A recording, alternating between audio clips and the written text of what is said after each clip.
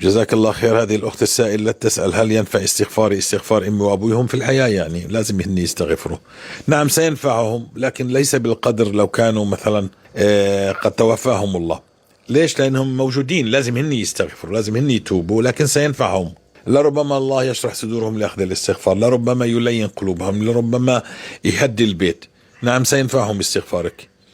الآن هل يؤثر ذنوب أهالينا علينا؟ طبعا أكيد، 1,000,000%. إن في مثل بقول كمان مرة بعيده: الحصرم هو العنب الغير مستوي الحامض، هكذا حامض جدا بعده في بداية عنقود العنب. الحصرم يقول المثل: الآباء يقطفون الحصرم، هذا العنب الغير مستوي الحامض جدا الذي لا يستساغ للأكل، والأبناء يدرسونه.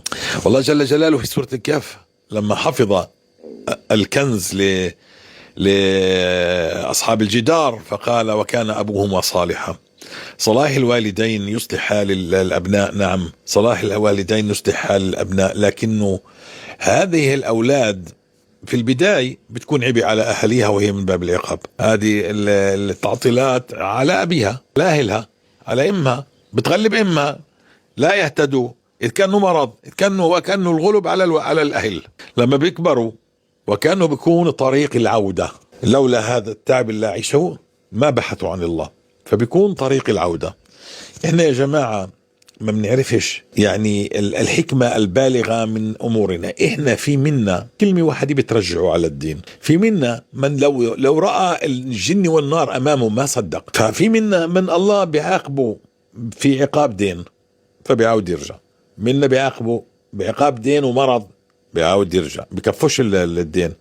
فإنما ما بيعاقبه بعقاب مرض ودين، بسلط عليه الأولاد، بسلط عليه العالم، وقد يأخذ عضو من أعضائه حتى يتوب.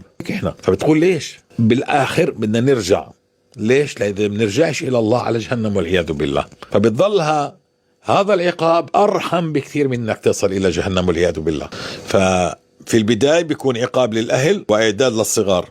الصغار لما بيكبروا بيوعوا بصيروا هن يعني مكلفين، يبدأوا يبحثوا عن خلاصهم، فمن فضل الله يسوقهم إلى درس من الشكل ويسمعوا إياه، سمعت الدرس وبدأت تتوب إلى الله وسيصطلح الحال.